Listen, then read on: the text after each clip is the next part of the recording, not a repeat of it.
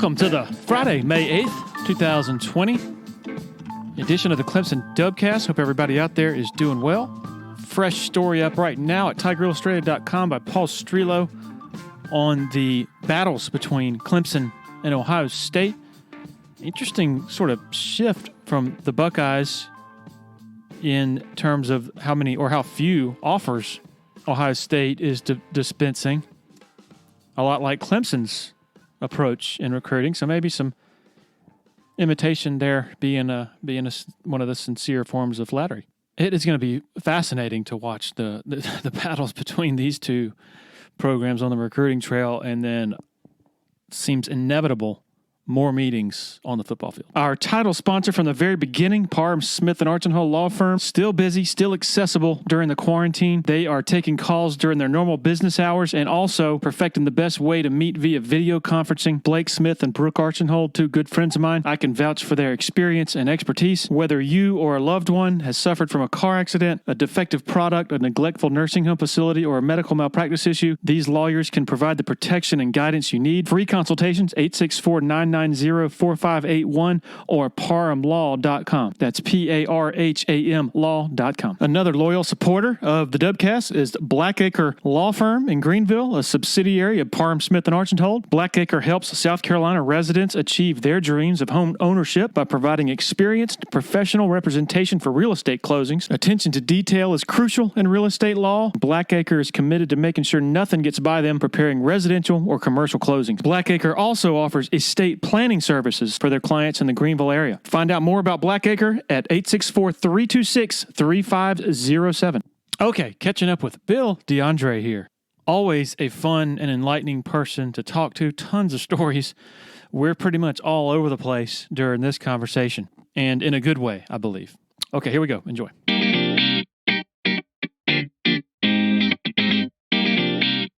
Okay, joined by Billy DeAndre, longtime friend of the podcast. You came on, I guess it was the summer of 2018. I want to say right after we started. So welcome back. Well, thank you, Larry. It's always a joy to talk to you and be on your show, and I appreciate what you do for athletics. I really do. Well, thank you. Obviously, there's a lot of appreciation for what you have done for Clemson athletics, given the recent news about you being inducted into the Clemson Athletic Hall of Fame, which is coming up this fall. So, much congratulations on that. Well, thank you very much. I truly feel blessed and grateful to kind of receive that recognition. I had the opportunity to work with some great people, and some people gave me an opportunity, and very thankful to a lot of people, and particularly, Larry Vanderheyden was my position coach at Indiana State, and pretty much my mentor through college athletics and coaching at various stops along the way, and always talk to him. So I owe a great deal to him, and certainly Bobby Robinson, who gave me the opportunity to stay. I had to promise him I wouldn't. He offered me an opportunity to get into administration, but he made me promise him that I wouldn't stay for 3 months and then take a coaching job.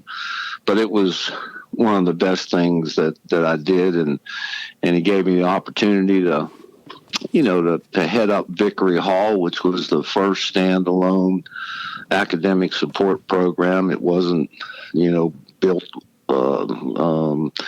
in the Coliseum. It was right on campus. It gave some credibility, and so I thank him for that opportunity. And I worked for, I guess, really 4 super athletic directors, and Bill McClellan and Bobby Robinson, and of course I owe a lot to Terry Don Phillips for moving me into IPTE, and then I worked my last year with Dan. So, all had different management styles and leadership styles, but I learned a great deal from each one of them.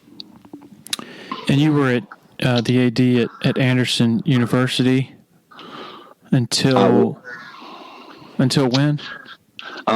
2014. I was there almost 4 years. It's been that long?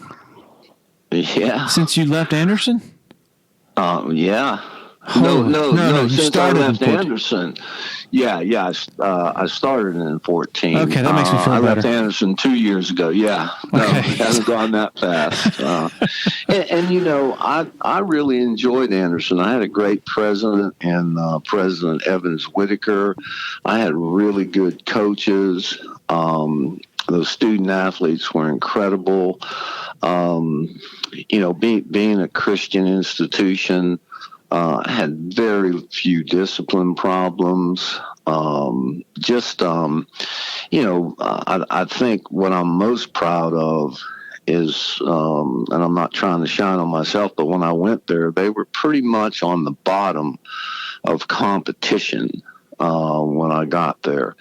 But with the support of the president, improving scholarships and adding scholarships and helping with facilities, the year after I left, they won the conference in women's basketball, in women's softball, in women's volleyball, and in golf, in women's golf. So we've kind of taken those programs from 9th and 10th in the conference to being competitive. So I'm real proud of some of the things we achieved there. And of course, you wanted to be, very much wanted to be Terry Don's successor. But in light of what's going on recently, with some of the decisions that are having to be made and gonna have to be made, do you sit there and maybe think, man, I'm glad I'm not in that situation? Well, I think you're right. I would certainly have loved to have the opportunity, but I think the good Lord has His plans, and I think I certainly don't envy any president, athletic director, or even a high school superintendent and football coach in what this situation has put us in. And I think that, we just don't know enough about it.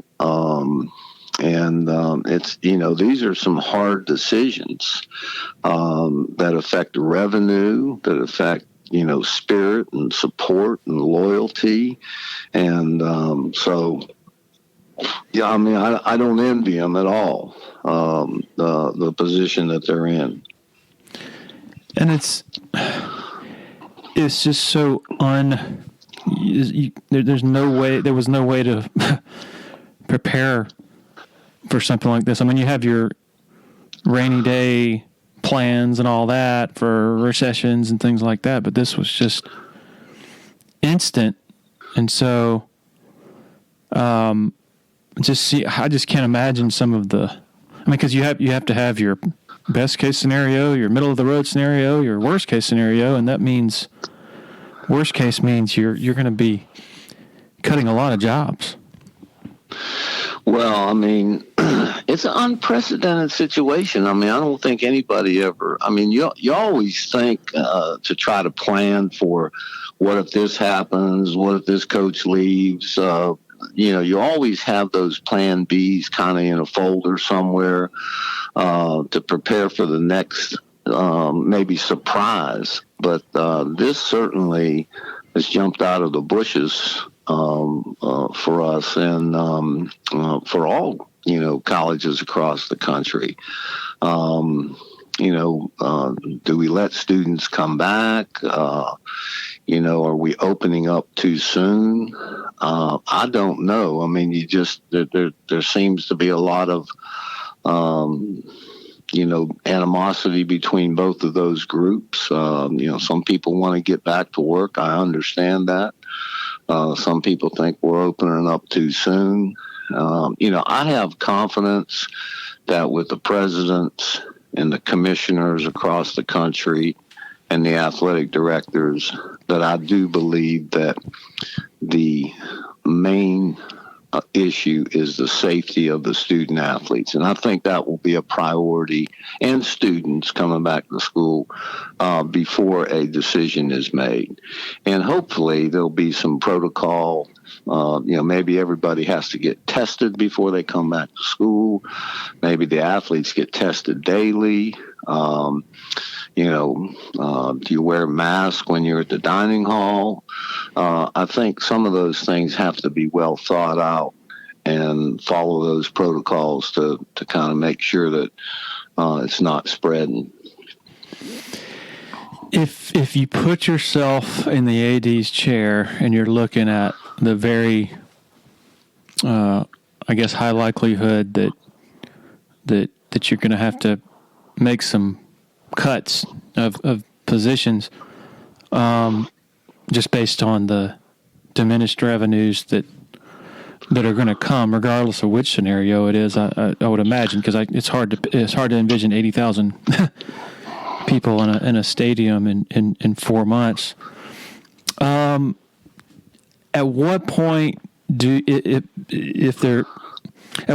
you start thinking about, okay, I have a highly paid football coaching staff, a head coach that makes $9 million a year, a defensive coordinator that makes more than $2 million a year, offensive coordinator who makes $1 million. At what point do you, if there is a point, do you broach the issue of, okay, hey, Dabo, a 20% cut to these salaries of the main coaches, football coaches, could do wonders for the overall athletic department? Right. Well, first of all, I would imagine that Clemson is in pretty good shape compared to some of the other institutions across the country. And I would think those numbers have been run, particularly if we don't have a season, or if we play a season without fans, what that would entail, whether you're getting TV money and various things. So I would think those numbers have already been run, and those are going to be tough decisions. And do you cut sports? I know that there's been some conversation where some of the athletic directors, not Dan, I don't believe, but some of the other athletic directors proposed cutting some sports to salvage some of the budget. And you have to have 16 Division I sports to stay Division I, and I know the NCAA voted that down, and it's all about the experience for these other sports. Now, maybe there's an opportunity to take some of those sports to a kind of an enhanced club sport. I'll just tell you, I do continue to talk to my president. Well, he's not my president anymore, but the president at Anderson. And I know some of the schools in the South Atlantic Conference, which Anderson is in, has furloughed a lot of the assistant coaches, particularly in the spring sports, and kept the head coach on staff and on pay for recruiting purposes. But they have furloughed a lot of the assistant coaches. Now, Anderson hasn't done that, but I've had conversations with some other ADs that were friends of mine that are still in the conference, and just running those ideas by. And I think those schools will hire those people back once we get a handle on this. But it's definitely going to impact revenue. I just don't think we're going there. What is the new normal? I think that's the question. I think college football is going to see some opportunities to change some things. Regarding the topic of asking the coach. I think personnel. I think possibly pay cuts. To balance the budget. I mean, I think those are definitely conversations that are going to have to happen. And I would imagine most Division I football and basketball coaches understand what we're going through as a nation. And if those proposals are made, I think they're handsomely paid. And, it's probably not going to be that significant to their home budget to take somewhat of a cut.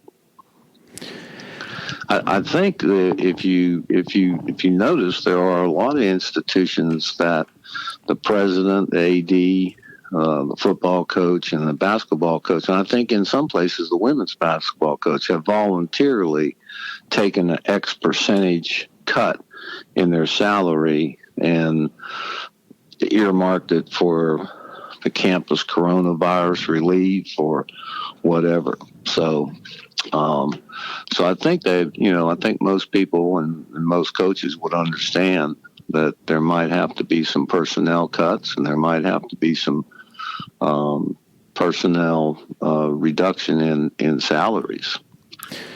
And you said a few minutes ago, Clemson is in good shape financially.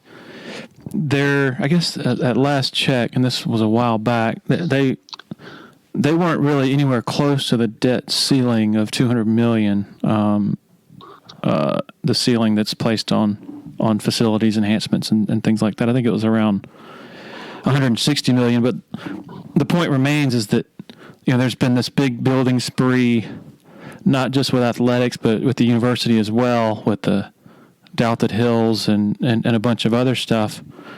I'm just wondering, like, in a time like this, how much stress that and you might not be the person to ask, but maybe just confine it just to the athletics level. When there's, when you're in that much debt, how much strain, I wonder, does that put on the department during a downturn like this? Well, I would say that, we are fortunate at Clemson to certainly have IPTAY. It was the father of fundraising. We have a loyal support and spirit by our fan base. I'm not sure a lot of institutions have the robust organization that we have. I mean, there might be schools like Texas A&M that have a lot more alumni, and maybe Ohio State or Michigan or whatnot. But I think first of all, I will say this: I think Dan has done a tremendous job with the softball facility, with the Reeves football facility. I know they're building a soccer standalone facility over there toward the rowing center. And I think that, those were essential, to recruit, to stay at the level that we want to compete at. And we're not alone. I mean, if you look at other institutions, I think Georgia's building an $80 million football facility or adding on. Alabama's adding on to their stadium. It doesn't appear that construction has slowed down. Now, I would imagine, again, once a decision is made on how this football season turns out, schools might, including Clemson, might put some of these construction projects on hold and maybe delay them a little bit. But the improvements, I think, were essential. For a long time, I think the university or the athletic department I'm not going to say they sat on their hands, but there were opportunities to kind of incrementally move us along, and we really didn't. And we have a new business building that's right there across from Tillman. I mean, I think those were essential. The Douthit Hills project for students, with all the amenities, weight room, and all that. So, kids are a little bit different. I know you're a lot younger than me, Larry, but the old dorms where you walk at the end of the hallway and take a shower, with everybody, that's not what kids want. They want privacy, and they want their own accommodations and whatnot. So I think if you're going to attract students, you have to do those things. And certainly if you're going to attract the best student athletes, you're going to have to show them that you've made a commitment in facilities. And I think Clemson has done that. So, but yeah, I mean, nobody likes debt, particularly when your revenue is interrupted or could be interrupted. I do still think Clemson's in probably pretty good shape as a university and as an athletic department to kind of take the hit that might happen this year. Yeah, and just to be clear, I was not second guessing the decisions made in the facilities enhancement realm. It definitely the right thing to do on a lot, if not all of those counts. Speaking of IPTAY and fundraising, what is the life of a fundraiser like right now? Can you put us in the shoes of the folks over in IPTAY and like how their jobs have probably changed as a result of this? Well, I think the number one thing is I would imagine they're reaching out as stewards to their donors, just checking on people, finding out if they want to renew their season tickets and various things of that nature, or maybe if somebody decided not to, they pick up the phone and call them, just finding out about situations and whatnot. I know a lot of them are working from home, but I'm sure they're staying in touch with the IPTAY, the donors and whatnot. And I think I'm an IPTAY member. I get a lot of communication. I think they've done a good job. They even delayed the ticket application a little bit with a little bit of the unknown. But I think this is a great time for stewardship. Just calling people and talking to them and finding out different scenarios and checking on them. It's funny. We interviewed CJ Spiller a couple of weeks ago, and he, of course, is on the IPTAY board of directors. And I was asking him, what are you doing? Like, what are your responsibilities? And he was saying, well, part of it is fundraising. And he says it's awkward. He was still getting used to the act of asking people for money. Just that being that guy. Kind of an interesting perspective from him. Well, it is kind of a unique skill, I wowould say. You got to do your homework to find out exactly what the capacity that somebody can give. And, you don't want to under ask, and you certainly don't want to over ask. So you got to kind of do your homework and then find a little bit about what they're particularly emotionally attached to, whether it's naming the quarterback room after them or putting a scoreboard up or putting their name somewhere in the training room or the weight room. So I'm sure he's getting some research information from the IPTAY people, and I'm confident CJ will be very impressive on an ask. But currently I'm working part-time for the Community Foundation of Greater Clemson, and it's a difficult time because I'm not sure a lot of people want to see you face to face. And, and I'm a little sensitive to that, going to see people and whatnot. So, we've tried to use our Facebook and our website and various things. As a matter of fact, we just contributed about $15,000 to about 7 nonprofits, because we reached out to those nonprofits. We have a tornado in our area. We've got health professionals that need help, and then you have the coronavirus, and some of these nonprofits have been impacted, and they requested various things, sanitizer, masks, disinfectant. So we were able to step in and write a check that some of these things they didn't budget for. And I'll just give you an example. Pickens County Meals on Wheels is we bought 12,000 trays for them, reheatable trays, because they're feeding approximately 8,000 people a week.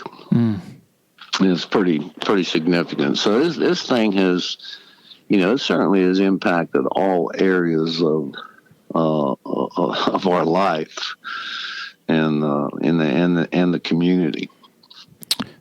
Personally, how's your family? Where are they?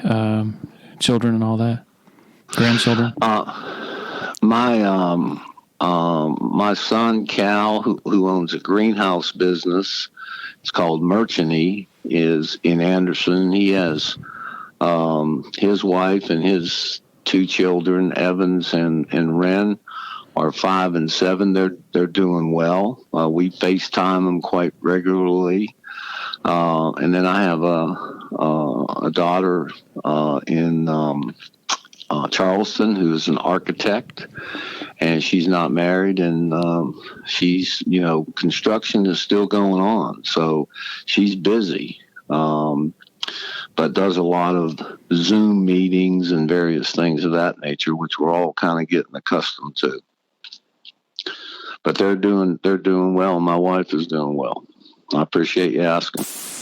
Rice is a staple in my household, and at times over the last month, we haven't been able to find any at the grocery store. Well, here's an opportunity to have an exceptionally high-quality rice, Charleston Gold Rice, delivered to your front door. Good friend Don Quattlebaum, Clemson class of 76, produces Charleston Gold Rice at Georgetown's White House Plantation in South Carolina's old tidal rice fields. The property on the PD and Black Rivers dates to 1735. My family has eaten this rice, and we love it. You can absolutely taste the difference. Find Charleston Gold Rice at geechieboymill.com. That's GEECHIE boymill.com. Phone number 843-631-0077. Also ask them about their wholesale opportunities. Harris Flooring has been a major part of the facilities enhancements over at Clemson, not just with athletics, but also at the university level. And we are thrilled that they are a part of the Dubcast as a sponsor. Since 1947, the Junkins family and Harris Flooring have provided a unique shopping experience through value in their services, developing the right product solutions, and delivering on their promises. To check out some reviews on their work, just go to their Facebook page, Harris Flooring America. Rave reviews, just first class all the way. Phone number 864-642-6183. Well, the reason we connected, I guess, last week was you reached out to say you had listened to the interview with Javis Austin, and as Javis mentioned in the interview, you were very instrumental back then in sort of being his bridge to Clemson, and that sort of conduit. And so I'm just curious to explore your recollections from that, and what led you to reach out to him when it seemed, at least in his eyes, that almost no one else from Clemson was really interested in doing so. Well, I learned one thing, being in Vickery Hall and being a coach, I had a lot of empathy for what particularly football players went through, the heat, the tough practices, and I knew a lot of what they, what they were going through. I mean, it's kind of a full-time job to be a Division I athlete in any sport, but football is a little bit tougher. And I never, kids would come to me and say, well, my coach this or my coach that. I never got into that because I always tried to funnel them to talk directly to their coach, their position coach or their head coach with their concern. I mean, I'm completely separated from practice or playing or decisions that staffs make and all that. So I tried to stay distant. But with Javis, I knew his family. He was a local kid. I saw him play in high school ever since he was a sophomore. I knew some of his cousins and some of his uncles. And, Travis was, he was a decent student. He might have, he might have been in the study hall a little bit there, but he'd work his way out. But I never had any real problems. He was never a troublemaker. He pretty much went to class like he was supposed to. And, he was just kind of a solid citizen. He was well liked on the team. I think he took a lot of kids home with him on Sundays and whatnot. But, when I got the call, from DeMarco Fox. And his roommate. His roommate when it happened. And, I was like, I couldn't believe it. And so I actually went to the hospital that evening. And, of course, his mother was there. I called Coach Bowden. Coach Bowden came. I think Burton Burns, various family members and whatnot. And I basically told his family, look, whatever he needs, let me know, And Javis was kind of arm's length for a while, which, I think in his interview he was saying he was processing things and whatnot. And, but then, I reached out to him a couple times. He still had a little bit of cold feet about coming around. But then finally he decided to come back to school. And I told him I'd help him. I think we got a tutor for him. We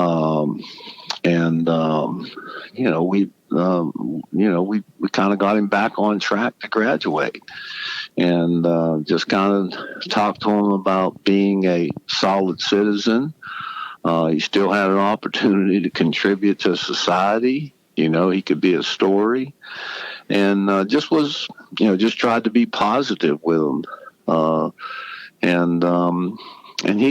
He responded. A lot of kids sometimes, when you're 18, 19, 20 years old, they don't always listen to you. As a matter of fact, kind of being recognized in the Hall of Fame, I've heard from so many student athletes, and just really pleased to hear that they're doing well.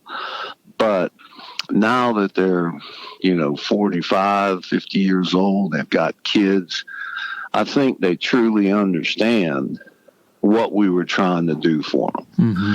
And sometimes the light just doesn't come on. You're trying to tell them something to get a degree. Professional football is not always, it's not a long time career. This is an opportunity for you to get a professional job and contribute back to society. So, some of those kids say, Billy D, wish I listened to you more. And, they were all pretty good kids. And, some of them, came back to school under the, Tiger Pride program, and later on, maybe 8-10 years and got their degree. So, but Javis was, I think being a local kid, seeing him grow up, I I certainly wanted to make sure that, we did everything for him. And he graduated. He worked hard at it because he had that, I think it's called traveling vision. He didn't have, he had to have a tutor read some things to him. So, he overcame some challenges. And I don't know that it's up to us to assess blame, but it's clear that he then and even now blamed mainly Tommy, and I guess to a much lesser extent Burton, for his situation. But it was almost like the perfect storm of local hero going to the local school, first-year coach trying to impose his identity on a program, first-year coach who happens to be pretty distant, and not apparently tremendously interested in going beneath the surface of dealing with his players and what they're going through off the field, and then a player who had some serious mental health issues. Do you see it that way as well? Sort of the perfect storm type of. Yeah, I mean, I don't know. I don't know if I know Javis apparently missed practice. Said he was sick. I don't know all those details. I didn't have those conversations with him. I didn't have those conversations with Tommy, but I'm sure that, they were probably in some sense trying to motivate him. I mean, I'm sure that was the intent, to kind of, to motivate him. I don't think Tommy Bowden was trying to run him off. I don't think he was that kind of coach. But he probably just took a little different,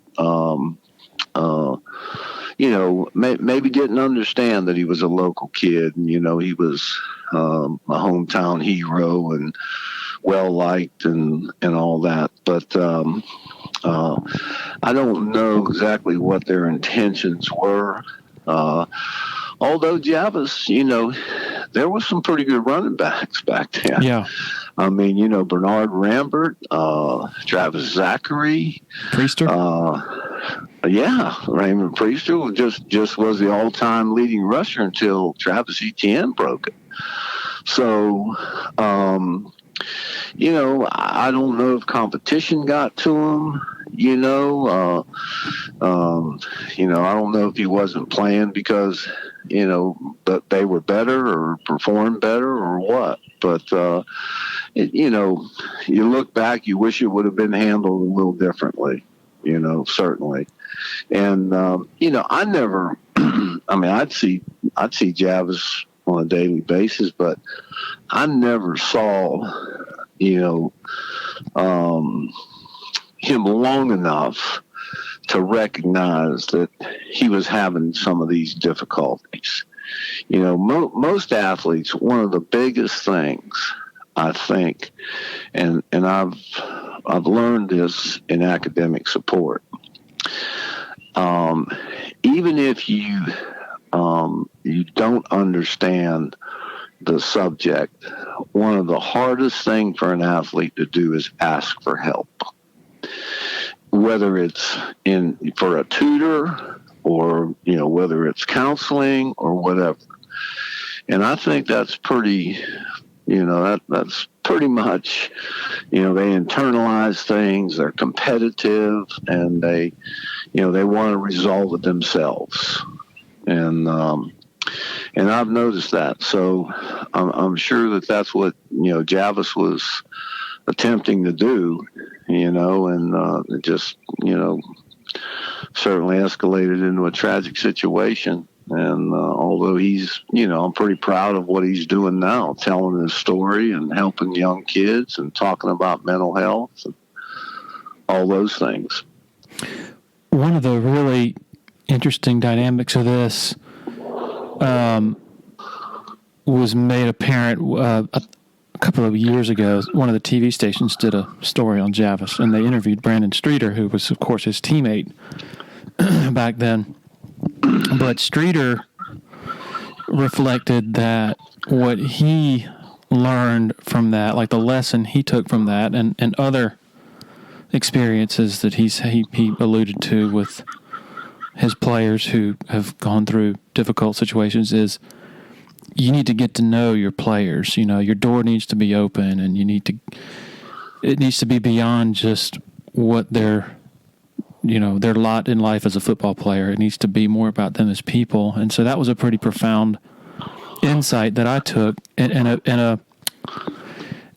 maybe a kind of an illustration of just how much things have changed, because back then, and I want you to tell me if this is fair, it was just more about football then. You didn't have a whole support system in place designed to address these players as people, so there were more commodities back then than they are now. Is that fair?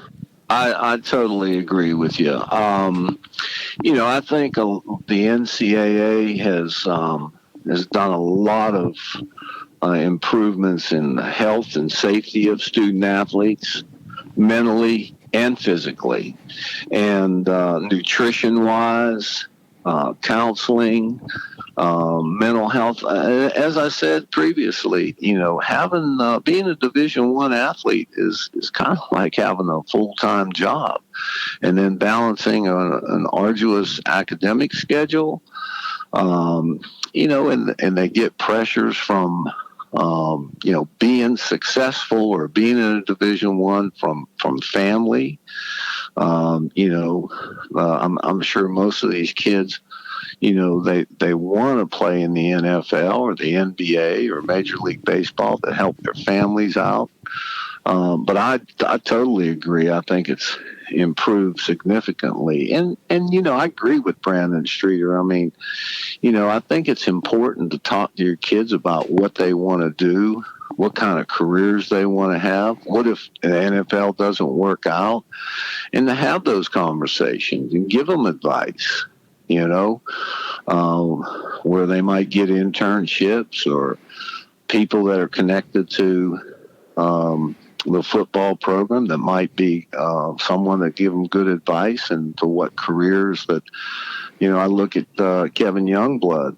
I know that he had a short stay, I think, with the Falcons, but I remember him coming back and wanting to get in law enforcement, and we connected him with former football player Billy Davis, who was in the Secret Service, and now Kevin, I believe, is in the White House. He's a guard at the White House. Chris Chancellor, who's a local policeman, came back after his short stint, came to see me, and he said he wanted to be a policeman. So I introduced him to Johnson Link, who was then the police chief, and now he's with the city. So I do. I think you gotta know your kids, and that's important because it's all about relationships. And I think, the thing that they can build whatever they want at Ohio State or Michigan or Alabama or Georgia. The thing that we have that's different is we have a coach in Dabo Sweeney that is not only a Christian, but he is sincere, he is authentic, he has the student athletes' best interest in mind from a career standpoint, whether it's the NFL or helping them be good fathers and good citizens well after their after their stay here. And I think that's really what it's all about. I've always said when I was involved in recruiting in Vickery, that we want you to get your degree, because if you just come here to play football, you're somewhat allowing the institution to prostitute you. And, when you leave without a degree, because when you go for a job interview, they're not necessarily going to ask you what your GPA is or what your major was. They're going to ask you if you graduated. And you need to be able to say that, yes, you graduated.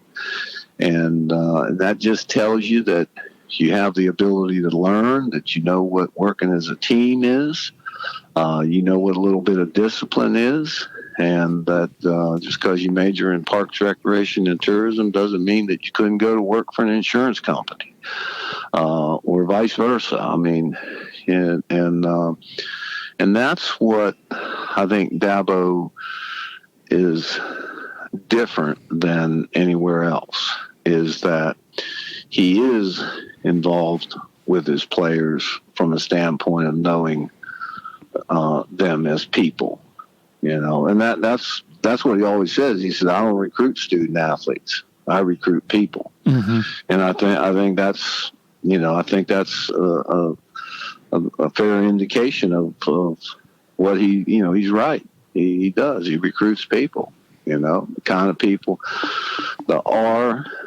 RKGs, the right kind of guys.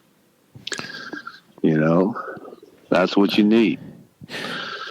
And when you get the RKGs, then, you can build continuity, you can build consistency, and they can recruit for you. If you come to Clemson, I'll just tell you this, we got study hall, we have academic support, we have a great fan base. You can get your degree, and you're going to have a chance to play great competition, go to bowl games, compete for a national championship, and have a chance to play in the NFL, which is your dream, but you also graduate. So you went over you left Vickery in what, 04, 05, was it? 04. Okay. Yeah, I was there for 12 years. All right, so before you left Vickery, like the support system in place for, these athletes as people was basically, so you had you who took it upon yourself to get to know these players beyond just the academic sort of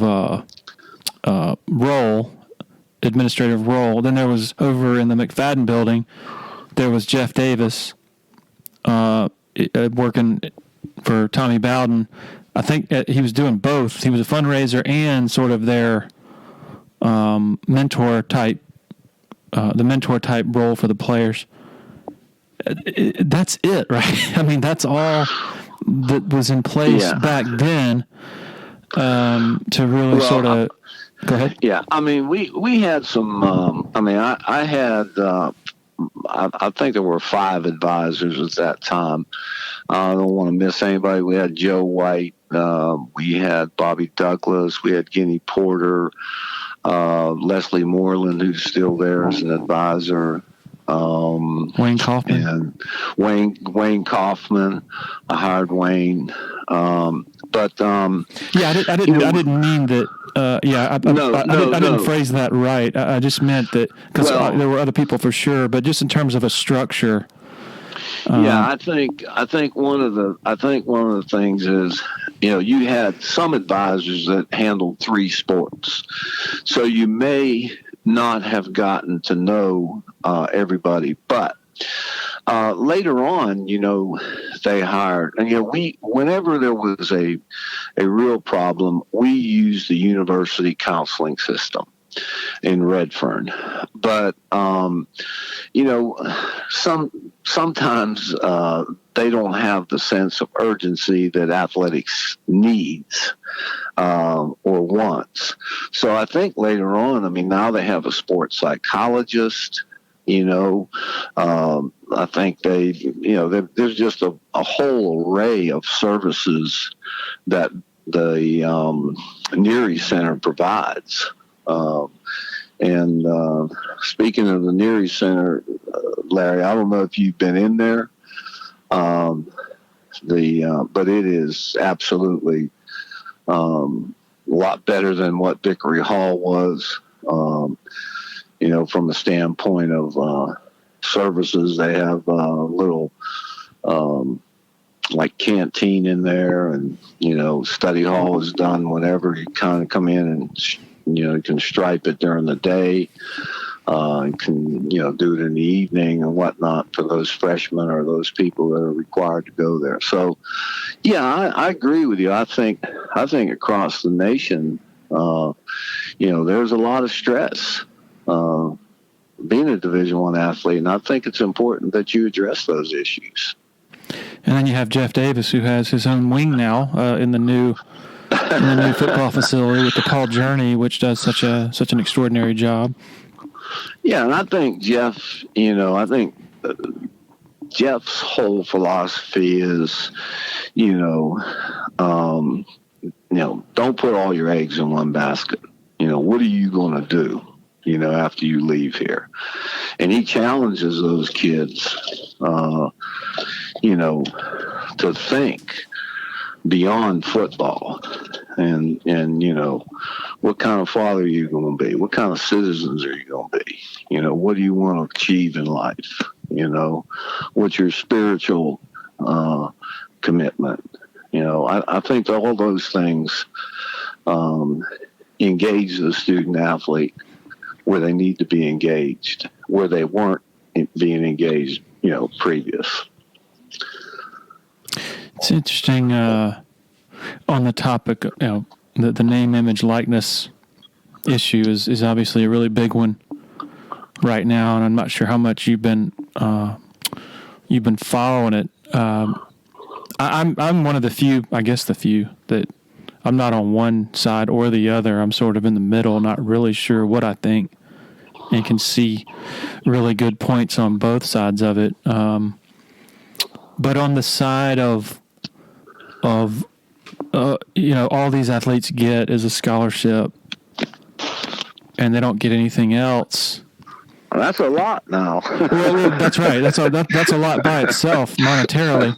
But in addition to that, when you look at all of like the Paul Journey, what kind of monetary value would you put on that? Having a whole structure in place for preparing these kids for post football, internships and whatnot. Right.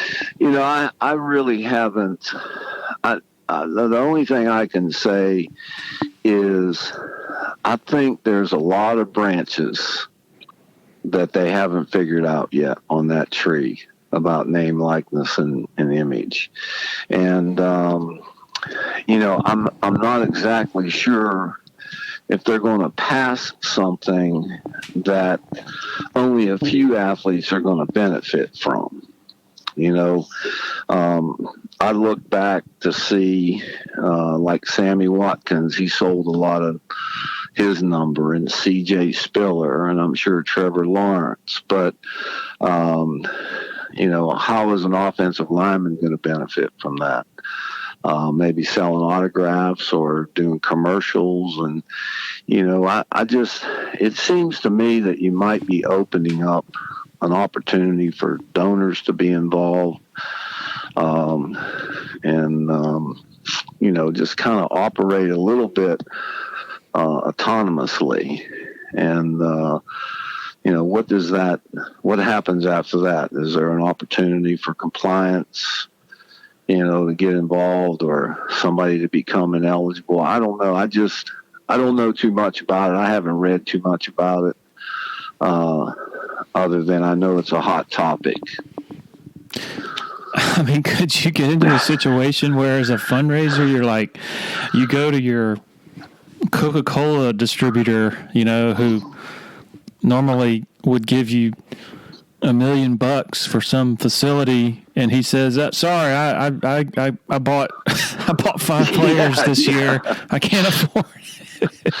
Yeah, do you have to wear the jersey a year? Do you recruit somebody and say, "Listen, we've got Larry Williams that owns a radio station, and he's going to pay you this amount a month to be on the show once a week." And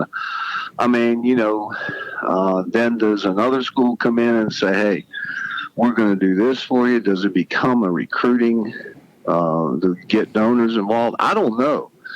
I mean,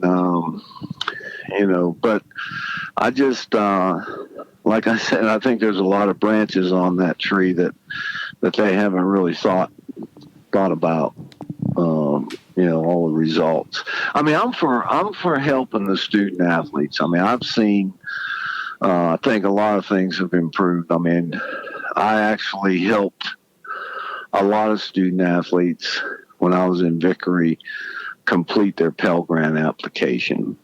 And they might not have had a father at home. Their mother might not even graduated from college. They're just uncomfortable filling it out. And they got 4 or 5 kids at home. And, they're working an hourly wage as a maid at the Holiday Inn or something. And so I think you want to try to give those student athletes a fair opportunity to be what other college students who have the wherewithal do. But I'm not sure this is how you do it. I mean, I think there's a lot of money in the NCAA. I mean, they pay coaches pretty handsomely. They, administrators are making money. Seems to me that there's maybe everybody's making money except the student athletes. Yeah. So maybe there's a better way to do that. But I'm not, like I said, I'm not too familiar with all the nuances. Yeah, it is problematic when the labor force isn't paid to acknowledge that point. But also, like, on the other side, I mean, all these athletes who are sitting home right now, they're not thinking. I would bet that almost all of them are dying to get back, and they're not dying to get back and saying, "I can't wait to go back and work for free." They want to come back because they live like kings. Well, I think I was telling my wife, there was something on ESPN that said, coaches needed 6 weeks to 8 weeks to prepare for the season. And she goes, "Do you need that long?" And I said, I kind of agree. I said, you want to get them up to speed slowly. It takes time. Before you start banging heads, you don't want injuries to reoccur too quickly. But I said the big thing is all these student athletes have gone home to different situations. Some the parents have, they're working, they have good jobs, they're probably eating pretty good. Then you have others that have gone home maybe to live with their grandparents, that, maybe not getting quite the nutrition that they had here. I think all those scenarios, are going to be important, and they're important to kids, to when they come back to school, eating 3 meals a day, getting the proper nutrition, getting exercise.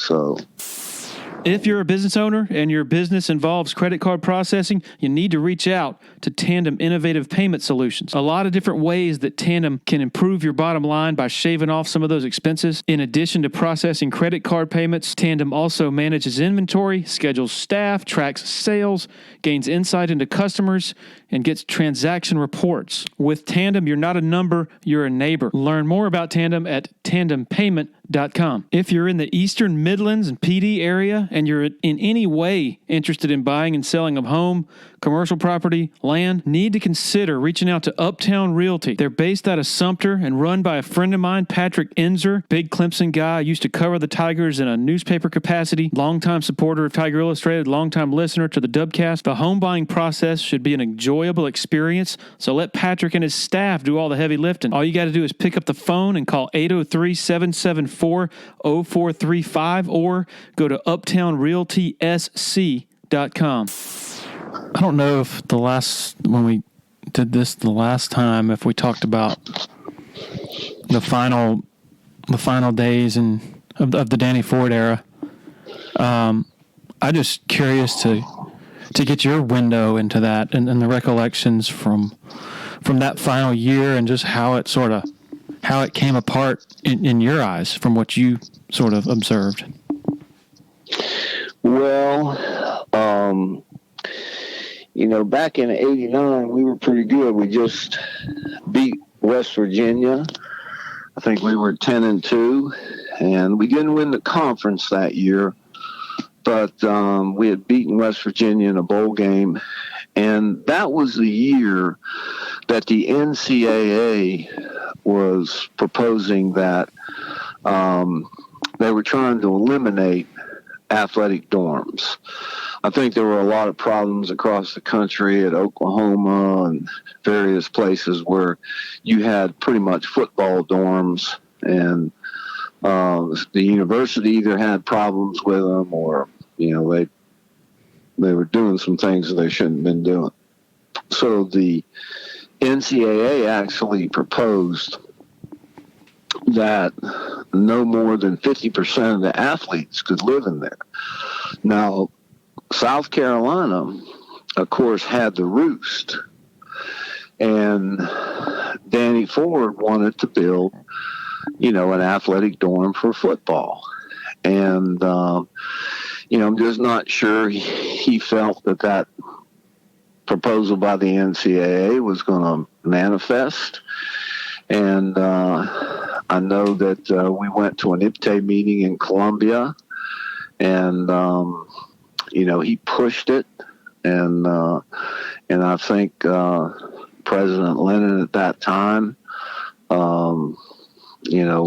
was trying to follow the rules and do the things right, and I think he just got a little stubborn, and kind of pushed a little bit too hard professionally, and it resulted in him separating from the university.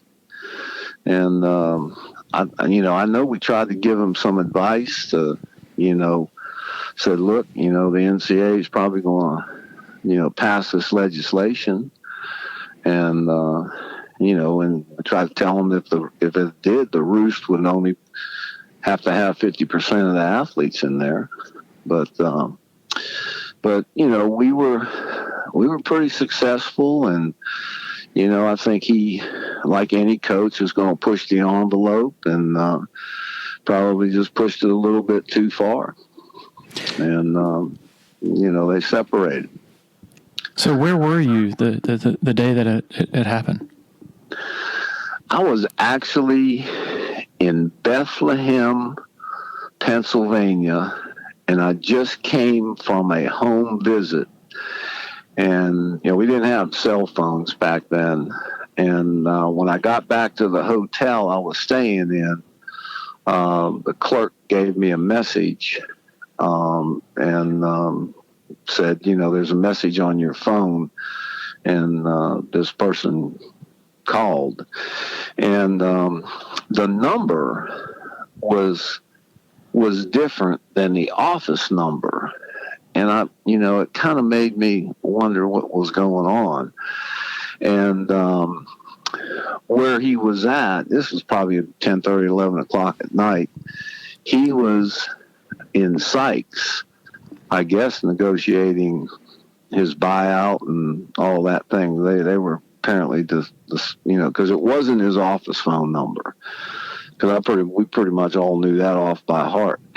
And he told me, so where you at? And, and he said, he told me that we're probably going to separate with the university. He said, I want you to come back, get back as early as you can. We're going to have a meeting, and Bobby Robinson's going to talk to us. And so I got the first flight back, and then we had a meeting that afternoon.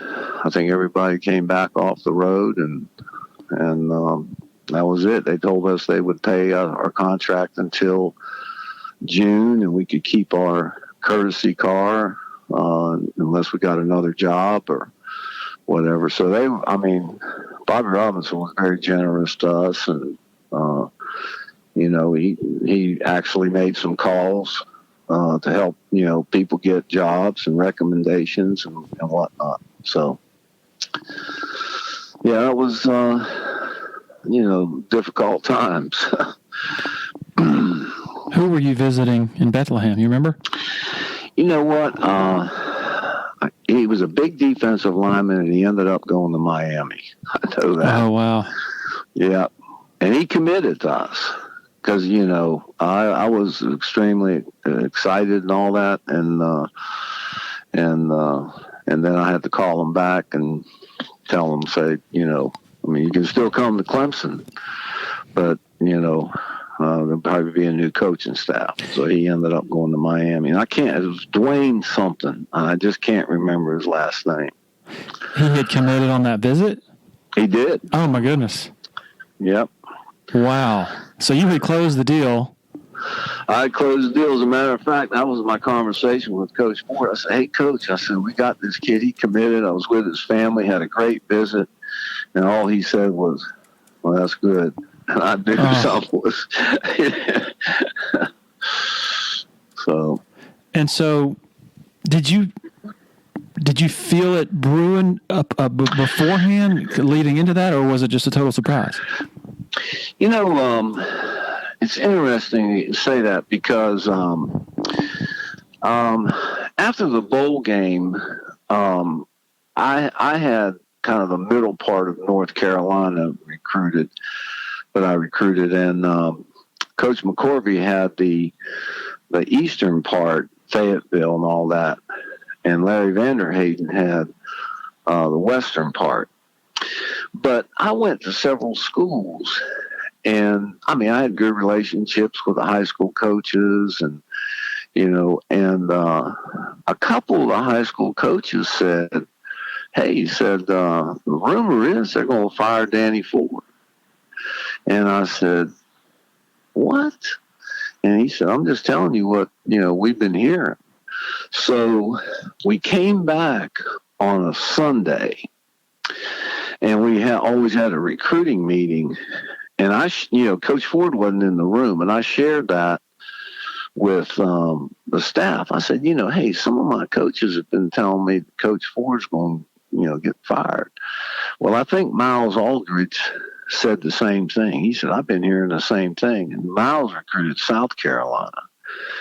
And then Coach Ford walked in, and he said, I think Chuck Reedy said, Billy D, tell Coach Ford what you've been hearing. And I said, Coach, I'm just telling you, I've been to 4 or 5 schools that, they all mentioned that, you're going to separate from the university. And we had heard something at the bowl game that Lou Holtz and Danny Ford were not going to be, in their position next year. And then, of course, we beat West Virginia, and, we just kind of forgot about it. And but Coach Ford didn't seem to pay too much attention to what I said. And so I don't know what conversations he was having with Bobby or the president at that time. So, but they fired him. I just did a quick internet search. Did you know that the Dwayne you were talking about was Dwayne "The Rock" Johnson? No, it wasn't him.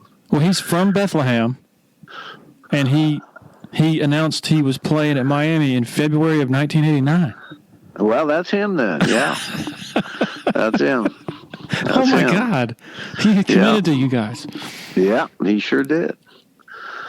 Yeah, that's him. But something else was cooking. Yeah, we didn't know. Very corny on my part. So, all right. So, how long did you go seeking to continue your coaching career? Like what all transpired from that point? Well, I got an interview at Navy. I interviewed the guy was from Marshall. I believe his last name was Chomp. And he was the head coach at Marshall. He had just been hired at Navy. And I didn't know anybody on that staff. But he flew me up. I was really impressed with the Naval Academy and cadets and, all that. And then he ended up hiring a defensive coach. And then I interviewed at Colorado State with the late Earl Bruce.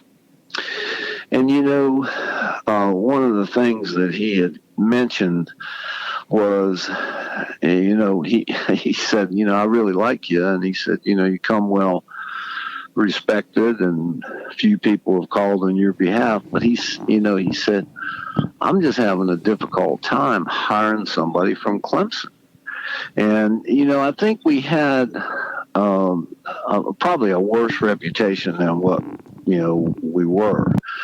And, we had some compliance issues and all that. And back then, compliance was, a big deal. It still is today, but, was something. And I didn't have any, I didn't talk to the NCAA. They never interviewed me. I saw a little bit of unethical conduct when I was at Southern Miss. And, I said, if I'm going to stay in this profession, I'm not going to do that. And, just some kids that you tried to discipline that, either got tires for their car or, I'm not exactly sure what they were doing, but I refused to do that. Yeah, I think I am recalling this accurately, but even, Danny and the staff said in the midst of the NCAA violations in the late 80s that, hey, yes, there was some stuff that went on in the late 70s and early 80s, but everything's been cleaned up for the most part. Like, so they were on the up and up by that point. We were. I mean, I don't think his separation from the university was due to any compliance issues. It was due to, the fact that he kind of got a little bit strong-willed about the dorm, and it was, kind of a head-to-head with the administration. But it wasn't about compliance. But, again, we still had a little bit of a reputation, from the 70s and early 80s. So in 2003, when you're working with Terry Don Phillips, basically his right-hand man, and things are souring under Tommy Bowden. Danny Ford, who is no longer at Arkansas, he's back on the farm in Pendleton. I think he publicly lobbied for the job or said that he'd be interested. Were there ever any conversations with him or about him during that time in 2003? Nothing serious. I think, I think a lot of people, might have said, well, and I don't mean this by Coach Ford. I love Coach Ford, but, the perception of college football was beginning to change. Just as you said, more mental health, more concern about the student athlete, more involvement. That was 12 years since, he had been at Clemson. And, we just, I know he would have come back. He probably would have came back for free just to have the opportunity to coach. But I think we were moving in a different direction to get, somebody of course, we got the best guy in the world, but we were looking at people that have had established programs and had success and had some of the other qualities that we were looking for, which were different than at that time. Now, of course, there was the official search in 2008 after Bowden stepped away, but are you saying in 2003 that y'all were already sort of doing legwork on, because I know you have told me that had they lost to Florida State, then y'all were probably going to make a change. I'm wondering if y'all had already started doing legwork on potential replacements. No, okay. Not at that time. I can tell you a little bit about that conversation. I remember Terry Don calling me. I think we had just got beat by Florida State. You mean Saturday? You mean Wake Forest? Wake Forest. Yeah. And was Tommy's nemesis. He just couldn't seem to beat Wake Forest. And Terry Don called me on a Sunday and asked me to come in. He wanted to talk to me. And he said, well, what do you think? I said, what do you mean? He said, about separating from Tommy. And I said, are you thinking about possibly doing it now? And he said, well, I don't know, And I said, no, I didn't know this. I said, Terry Don, I said, I don't think you can do that. I said, we had Florida State next, and they were ranked number 3, I believe. Mm-hmm. Then we had Duke, and then we had South Carolina. And I said, you never know. I mean, he could come back and win all 3 of those games and be 8-3.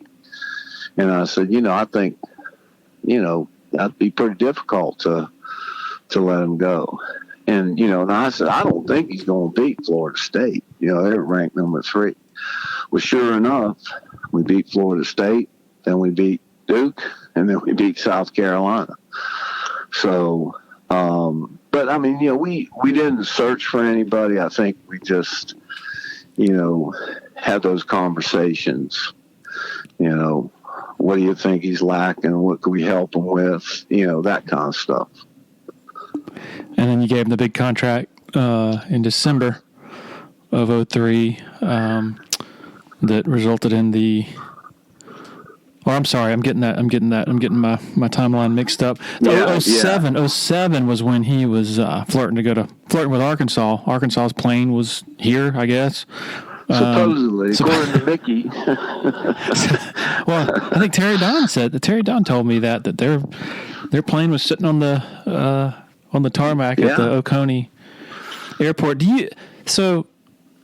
It's always been my belief that had Tommy gone to Arkansas, that there was no audition time for Dabo at that time, even though Terry Don loved him and thought the world of him. Do you think that he would have had that Terry Don would have been able to pull the trigger on Dabo in December of 2007?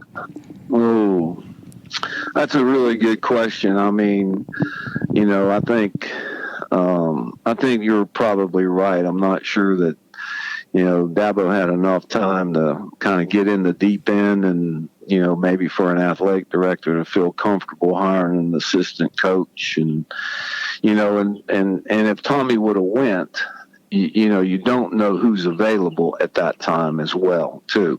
He might have hired Dabo, but I think you're right. I think Dabo would have needed a little more time to kind of, show his stock. And he did. Kids were always in his office. He was it didn't always have to be receivers either. I mean, he was always talking to somebody or, just, had those people skills and all that. So, you could see him on the field. He'd get on you, but, he also would love you up. And, he had those qualities. He had high expectations, but he was also, he was in your corner for you to be successful. So, but yeah, that would be a good question. I I don't think he would have had that much time.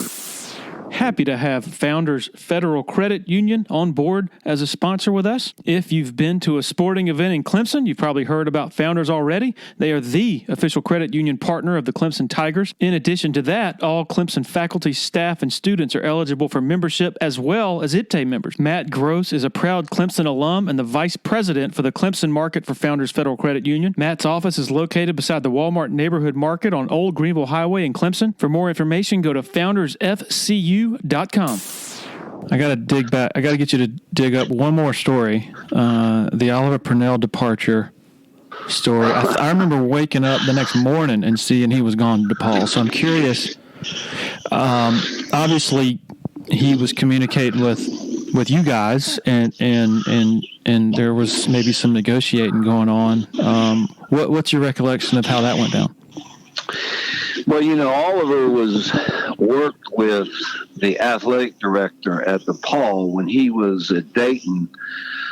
She was at Dayton for a while, and then she became, I think, she worked in the commission of the whatever conference that is. What is that? Dayton's in. Is it the A10? Whatever I don't even know. A10, yeah, I think it is, yeah. And so I remember it was a Sunday, and I came out of church, and there was a text message. Oliver said, "Call me," and so I called him, and he told me that he was in conversation with DePaul, and that he's been trying to get a hold of Terry Don, and so I gave him Terry Don's wife's number, thinking maybe Terry Don just had his phone on silent or something. And Oliver called me back and said, still no answer. Nobody, it was a voicemail. So I drove out to Terry Don's house, and I think he had a pontoon boat, and I think he was out on the lake. And so I left him a note. I had no idea where he was at. And then he called me back, and I said, he's trying to get a hold of you. I don't know exactly, if he wants to, he's looking for a salary. I don't know. I said, but for some reason, I think Oliver had already made up his mind at that time, that he was going to go to DePaul. You don't think that he wanted more love from Clemson, from Terry Don, and that he would have stayed had he received that, and that Terry Don basically wasn't interested in providing what he wanted? He may have. I think I remember on the interview when we interviewed Oliver in New Orleans. He told us, he said, I don't know if you know this, but he said the Clemson basketball job is somewhat perceived as a very difficult job. And the reason is that, the administration hasn't made a commitment. Now, he wasn't talking about Terry Don, because Terry Don had just kind of got there. He hadn't been there long. And I know Terry Don, told him, he said, "You have my word, I'll do everything I can to support you." And Oliver did tell us, he said, "Now I am going to push," but he said, "I will do everything professionally." And he did. He never raised his voice or anything like that. He just kind of told us what he needed. And,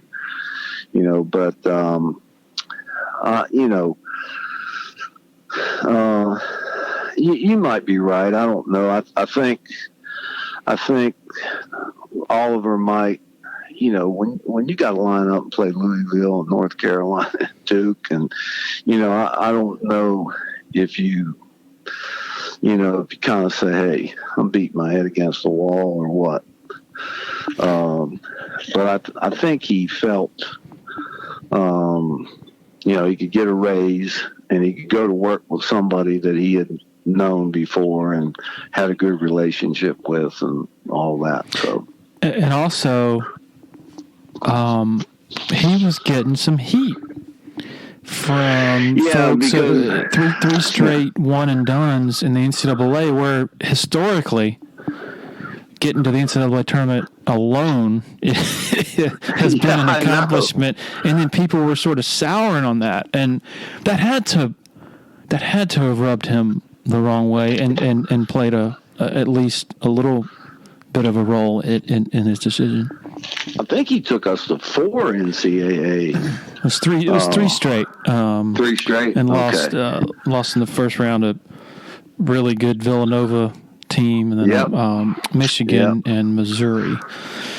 And so, I just remember, I distinctly remember when Brownell was hired, the sort of message from Terry Don and others was, we found a coach who's gonna have us better positioned to advance in the tournament.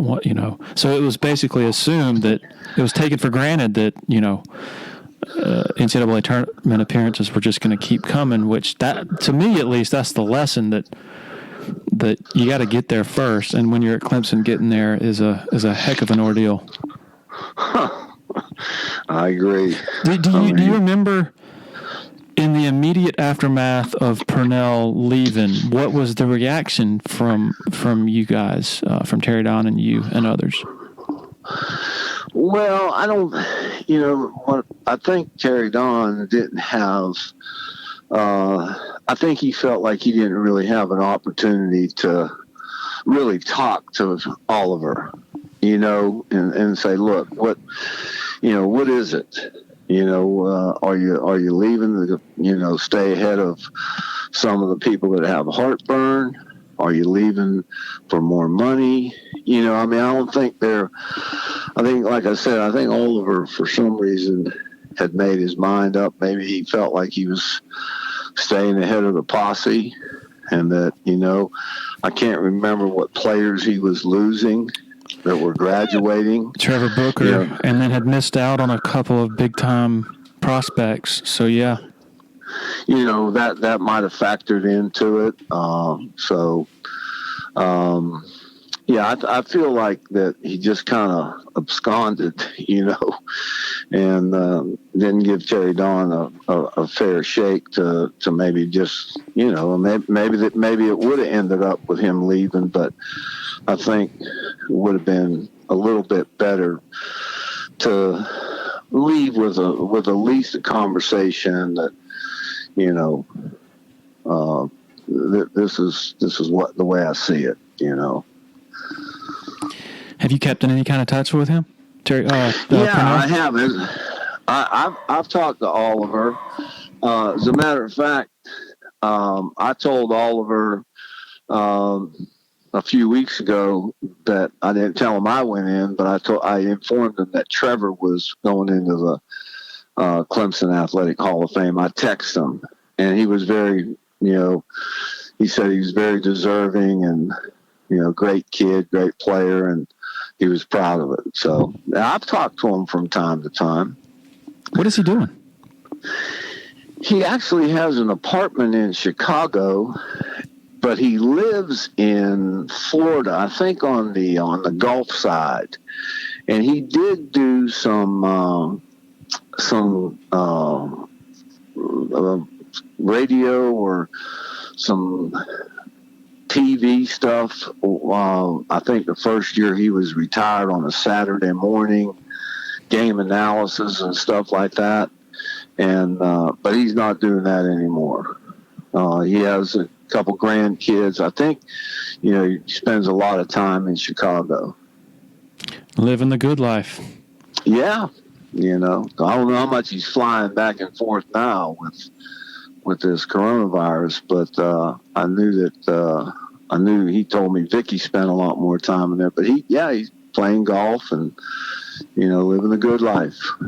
Terry Don doing okay?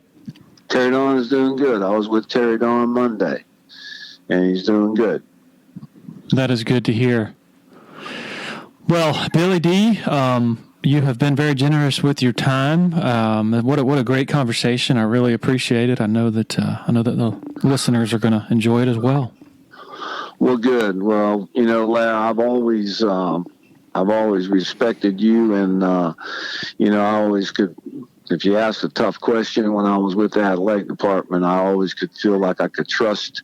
I'll tell you, I don't want it to be public, and I always could trust you that you would keep it confidential, and that's deeply appreciated by administrators. And so I appreciate what you do for Clemson athletics and keeping us informed and all the things you do. Well, your on-the-record interviews are great too, as evidenced by this conversation. Great stuff, and thank you for the kind words. And again, congratulations on the coming Hall of Fame induction. Thank you, Larry. And you have a good day, and tell your wife Happy Mother's Day. I will do that. Same with yours. All right. Thanks, Larry. All right. Thanks to Billy D for joining us. How about that story about The Rock? Committed to Clemson. That was news to me. Thanks, everybody, for joining us. Thanks to all of our sponsors as well, particularly our newest sponsor, Charleston Gold Rice. Order you some. It is great stuff. Everybody have a great weekend and a great Mother's Day. We'll talk at you next week. Cheers.